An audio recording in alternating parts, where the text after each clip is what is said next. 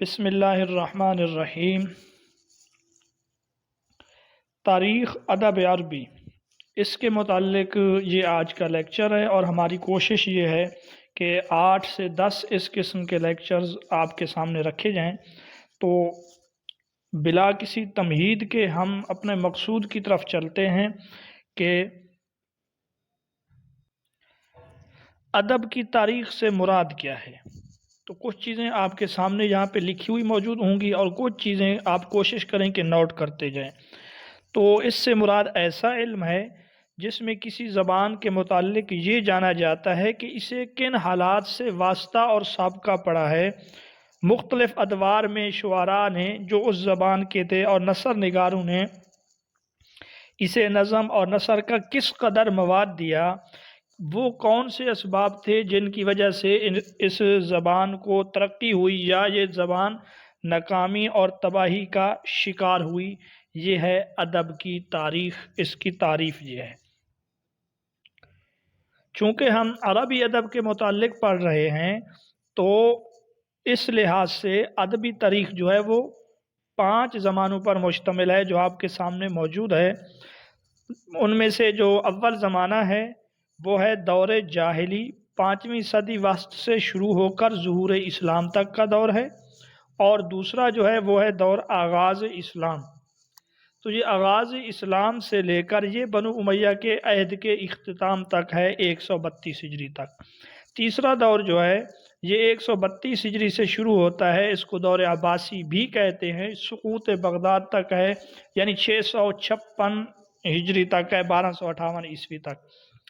جو چوتھا دور ہے وہ ہے سقوط بغداد کے بعد، اس کو دور ترکی بھی کہتے ہیں، یہ 656 ہجری سے لے کر 1220 ہجری تک ہے۔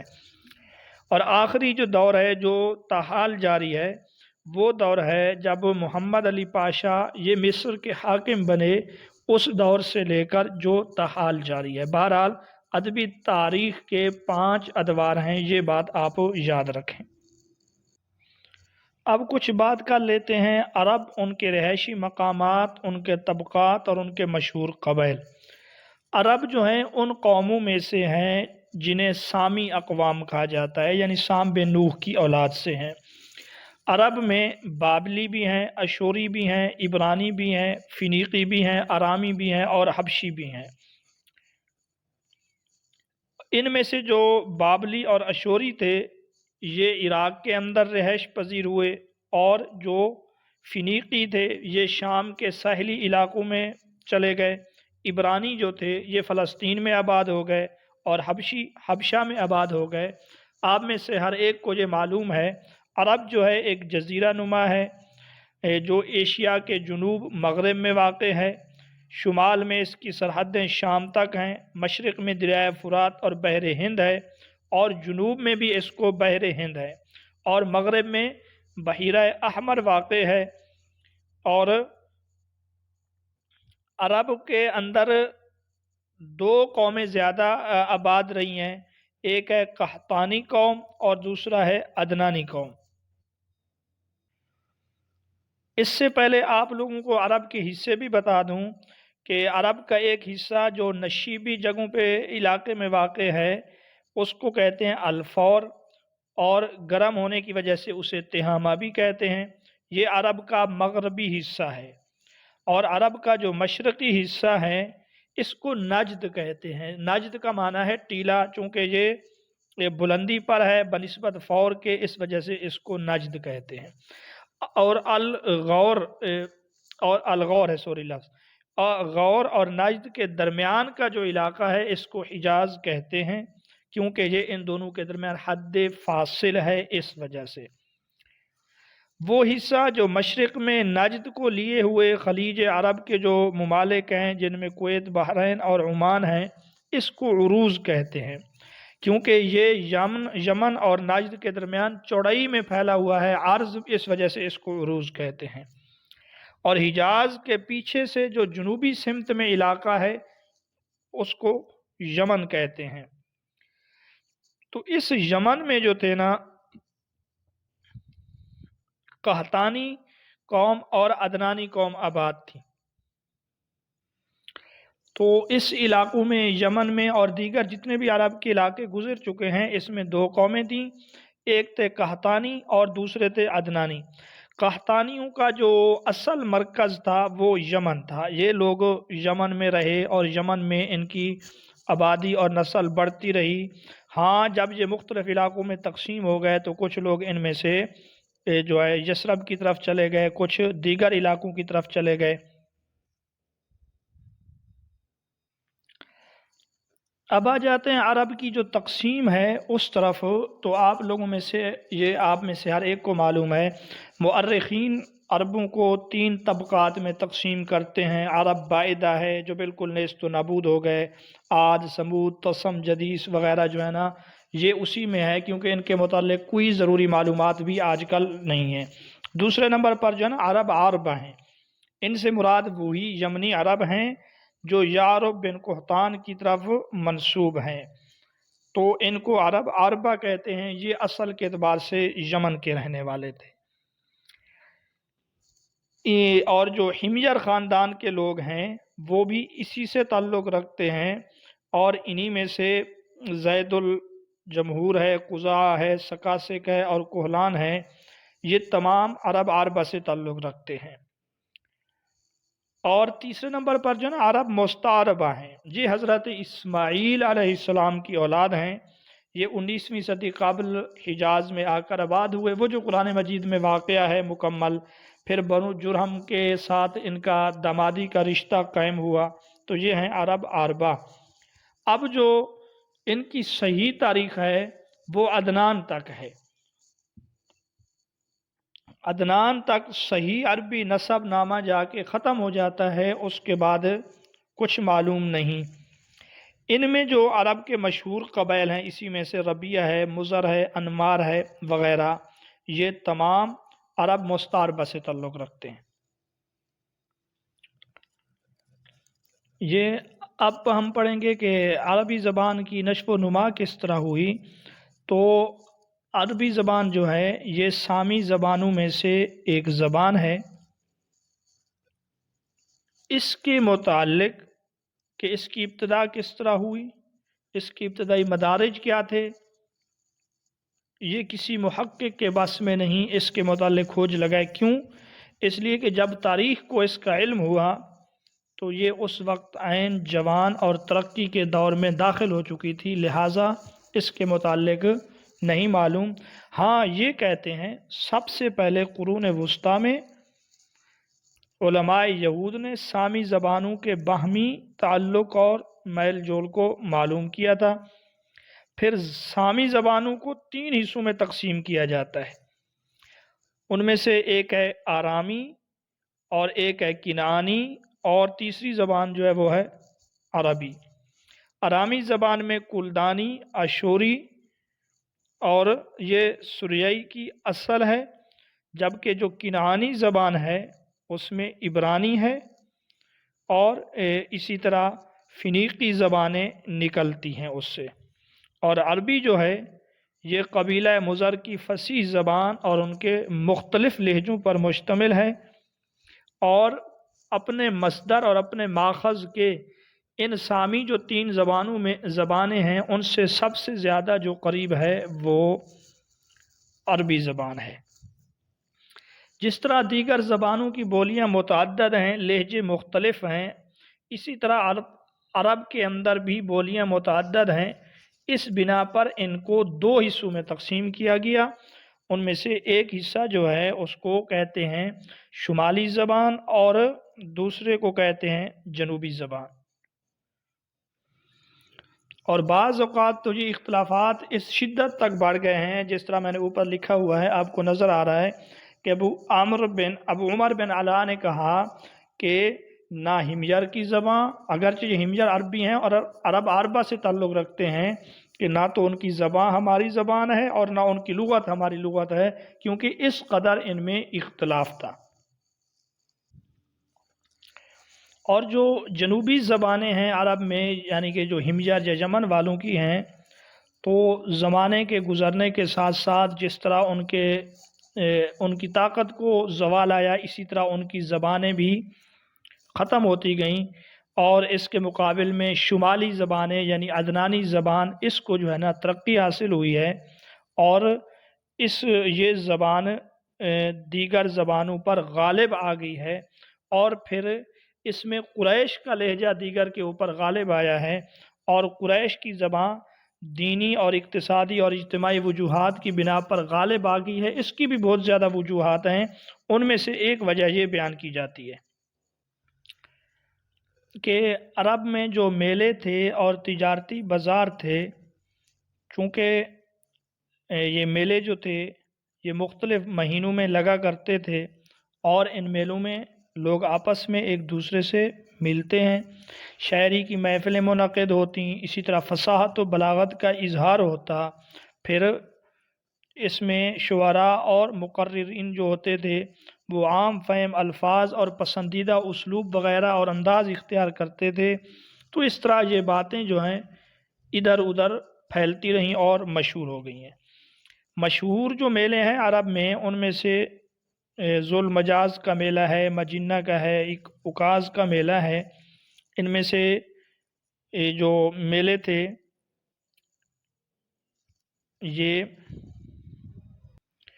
اکاز کا جو میلہ تھا یہ ذوالقعدہ کی پہلی تاریخ سے شروع ہو کر 20 تاریخ تک جاری رہتا۔ اسی طرح ایک وجہ یہ ہے کہ مکہ کی اہمیت ہے اور قریش کا کاروبار ہے۔ مکہ کی اہمیت تو بالکل واضح ہے، بیت اللہ ہے، لوگ ادھر حج کرنے کے لیے آتے، اور چونکہ قریش جو تھے یہ بیت اللہ کے متولی اور والی تھے، اس وجہ سے یہ کاروبار کے لیے ادھر ادھر جاتے تو قافلوں کے اوپر ڈاکے بہت کم پڑتے تھے، لوگ ان کا احترام کرتے تھے۔ تو ان دو وجوہات کی بنا پر قریش کی زبان جو تھی وہ دیگر زبانوں پر غالب آ گئی ہے۔ تو یہ تو آگے بڑھتے ہوئے بات کرتے ہیں نثر اور شعر کے متعلق۔ یاد رکھیں کہ وجود پذیر ہونے کے لحاظ سے کلام کی 2 قسمیں ہیں، ان میں سے جو پہلی قسم ہے وہ ہے نثر، اور یہ بولنے میں آسان ہے اور کسی قسم کی قید سے یہ بالکل آزاد ہے۔ اس نثر کی پھر آگے 2 قسمیں بیان کی جاتی ہیں، ایک ہے مسجع نثر، اور مسجع نثر وہ ہے جس میں ہر 2 یا 2 سے زیادہ فکروں کے آخر کا ہم وزن ہونے کا التزام کیا جائے، اور دوسرے نمبر پر جو ہے نا وہ ہے مرسل نثر۔ مرسل کا معنی چھوڑا ہوا، مرسل نثر وہ ہے جو وزن وغیرہ کی پابندی سے آزاد ہو، کیونکہ اس میں طبعی قوت اور موروثی ذہانت اور عجمیوں کے ساتھ کم اختلاط کی وجہ سے یہ مرسل نثر ہے۔ اسی طرح کلام میں کچھ چیزیں جو ہے نا ضرب الامثال بھی ہیں۔ اب ضرب الامثال کسے کہتے ہیں؟ کبھی تو بات کا ایک ٹکڑا اور کبھی وہ مستقل جملہ ہوتی ہے جس کا تعلق کسی مخصوص واقعہ سے ہوتا ہے، لیکن بعد میں اس طرح کے موقعوں کے لیے بلا کمی بیشی کے وہی لفظ بول دیا جاتا ہے، اس کو کہتے ہیں ضرب الامثال۔ اب آپ کو ہم ایک ضرب الامثال دکھاتے ہیں، جیسے کسی شریر انسان کو اپنے جیسے کسی انسان سے واسطہ پڑ جائے تو عربی زبان میں اس کے لیے ایک لفظ بولتے ہیں وافق شن طبقہ۔ شن مرد کا نام ہے اور طبقہ جو ہے نا عورت کا نام ہے، کہ یعنی شن کو طبقہ مل گئی، کہ جس طرح شن جو تھا نا شریر تھا اس کو اسی قسم کی عورت جو ہے نا مل گئی ہے۔ اسی طرح ایک اور مثال ہے کہ لِأَمْرٍ ما جدا قصیر انفہو، کہ کوئی تو وجہ ہے جو قصیر نے اپنی ناک کٹوا لی ہے، اس کی کوئی تو وجہ ہے۔ یہ اس وقت ضرب المثل بولتے ہیں جب کوئی شخص فریب کاری کا، دھوکے کا مظاہرہ کر رہا ہو اور کرتا ہوا اپنے آپ کو بدحال ظاہر کرے اور اپنا ظاہر اور باطن ایک دوسرے کے خلاف کر لے تو یہ جملہ بولتے ہیں۔ اسی طرح کچھ ہوتے ہیں حکیمانہ مقولے۔ حکیمانہ جو مقولے ہوتے ہیں وہ خوشنما بات یا مقولہ جو حکمت سے بالکل لبریز ہو، بری ہوئی ہو اور فضولیات سے پاک ہو، جیسا کہ ایک جملہ ہے الخطاء زاد العجول، کے غلطی جو ہے نا عجلت پسندی کا توشہ ہے، یعنی جلد بازی سے کام ہمیشہ لیٹ اور خراب ہو جاتا ہے۔ اسی طرح کچھ ہوتے ہیں خطبے اور وصیتیں بھی ہوتی ہیں، بندے جو ہے نا خطبات دیتے ہیں اور وصیتیں کرتے ہیں۔ اب ہم پڑھیں کہ جاہلی جو نثر ہے، زمانہ جاہلیت میں جو نثر ہے اس کی امتیازات کیا ہیں۔ تو اس کی جو امتیازات ہیں وہ نثر طبعی ہے اور سادہ ہے، اس میں کوئی تکلف نہیں ہے، بناوٹ نہیں ہے، مبالغہ آمیزی نہیں ہے، اس میں بدوی ماحول ہے، اخلاق و عادات کی عکاسی ہے، قوی الفاظ ہیں، عمدہ ترکیبیں ہیں، چھوٹے چھوٹے جملے ہیں، بہترین اسلوب بیان۔ یہ ہے جاہلی نثر کے امتیازات۔ اسی طرح اگر خطابت کی بات کریں تو خطابت آزادی اور شجاعت کے اظہار کا ایک بہت بڑا ذریعہ ہے۔ یہ وہ فن ہے کہ جس کے ذریعے لوگوں کو اپنا ہم خیال بنانے اور دلائل سے دوسرے کو خاموش کیا جاتا ہے۔ اس میں چرب زبانی، فصاحت بیانی، لہجہ کی عمدگی اور برجستہ گو یعنی فوراً کوئی جواب دے دینا، یہ اس کی بنیادی شرائط میں سے ہیں۔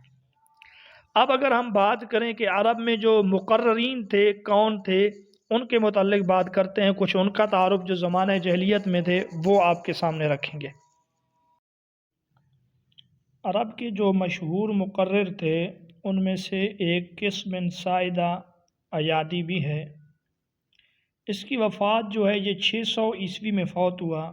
یہ نجران کا بڑا پادری تھا، عرب کا خطیب تھا، خدا پر یقین رکھتا تھا، لوگوں کو خدا کی طرف دعوت بھی دیتا تھا۔ اس کے متعلق کہا جاتا ہے کہ یہ پہلا خطیب ہے جس نے سب سے پہلے اونچی جگہ کھڑے ہو کر تقریر کی، تلوار کا سہارا لیا اس نے، اور خطبہ میں اما بعدو کہنے کی ابتدا بھی اسی نے کی تھی۔ یہ 3 پوائنٹ یاد رکھنے کے ہیں، پوچھا جا سکتا ہے کہ وہ کون تھا جس نے یہ کام کیے۔ آپ صلی اللہ علیہ وسلم نے اس کی ایک تقریر سنی ہے اکاز میلے میں، یہ بھی یاد رکھیں، اکاز کا جو میلہ لگتا ہے آپ نے وہاں اس کی تقریر سنی، آپ نے اس کی بہت تعریف کی۔ ایک روایت یہ بھی ہے آپ صلی اللہ علیہ وسلم نے فرمایا خدا کس پر رحم فرمائے، مجھے امید ہے وہ قیامت کے دن تنہا ہی ایک قوم کی جگہ اٹھایا جائے گا۔ یہ جو ہے قیصر کے دربار میں جایا کرتا تھا، لیکن آخری عمر میں بالکل دنیا سے الگ تھلگ ہوا اور 600 میں یہ فوت ہو گیا۔ یہ اس کا تھوڑا سا تعارف ہے۔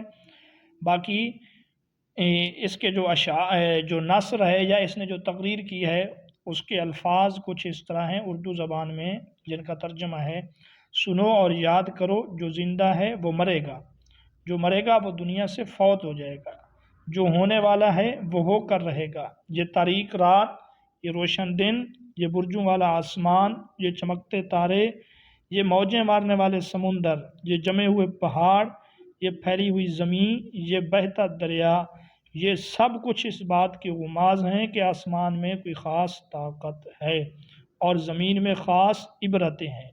آخر یہ لوگ کہاں جاتے ہیں جو پھر واپس نہیں آتے؟ کیا یہ وہاں رہنے پر خوش ہیں جو وہیں ٹھہر گئے، یا پھر یہ دنیا چھوڑ کر سو گئے؟ اے خاندان ایاد، تمہارے آباء و اجداد کدھر گئے؟ اور زبردست فرعونوں کے ساتھ کیا بیتی؟ کیا وہ مال و دولت میں تم سے بڑھ کر نہ تھے؟ کیا ان کی عمریں تم سے لمبی نہ تھیں؟ حوادث زمانہ نے انہیں چکی میں پیس ڈالا اور ان کی جمعیتوں کو پاش پاش کر دیا۔ تو یہ اس کا ایک خطبہ ہے۔ بہرحال یہ اس کے متعلق آپ یاد رکھیں، مزید جو اس کے متعلق سوالات ہیں وہ آپ کے سامنے ہم رکھیں گے۔ اس کے بعد دوسرا ہے عمر بن مادی کرب الزبیدی۔ یہ جو ہے 535 میں پیدا ہوا تھا، 643 میں یہ فوت ہوئے رضی اللہ تعالی عنہ۔ یہ یمن کا شاہ سوار تھا، عرب کا خطیب، اور جنگ قادسیہ کا اس کو ہیرو سمجھا جاتا ہے۔ جنگ قادسیہ میں جب یہ شریک ہوا اس وقت اس کی عمر 110 برس تھی۔ نہایت طاقتور، موٹا، جنگجو، بہادر خطیب اور شاعر تھا۔ یہ شعراء کے طبقے میں دوسرے نمبر پہ ہے اور خطابت میں اس کا درجہ پہلا ہے، اور یہ بڑا بہادر تھا اور اس کی شاعری کا بڑا حصہ اپنی ذاتی بہادری کے اوپر مشتمل ہے۔ 9 ہجری میں یہ مسلمان ہوا۔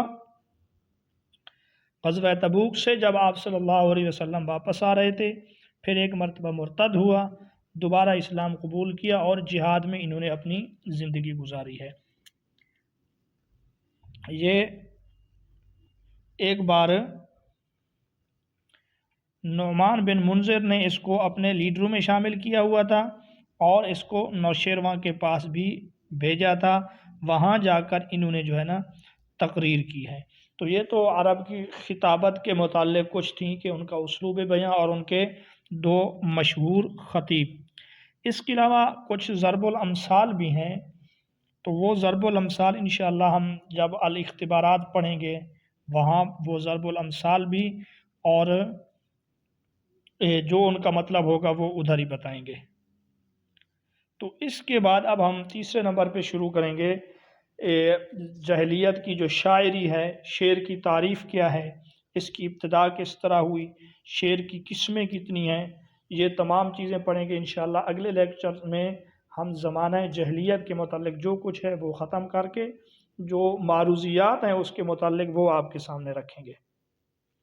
اس لیکچر کے بعد آپ اپنی رائے ضرور دیں، اگر یہ طریقہ آپ لوگوں کو پسند ہے تو اس کو انشاءاللہ جاری رکھیں گے۔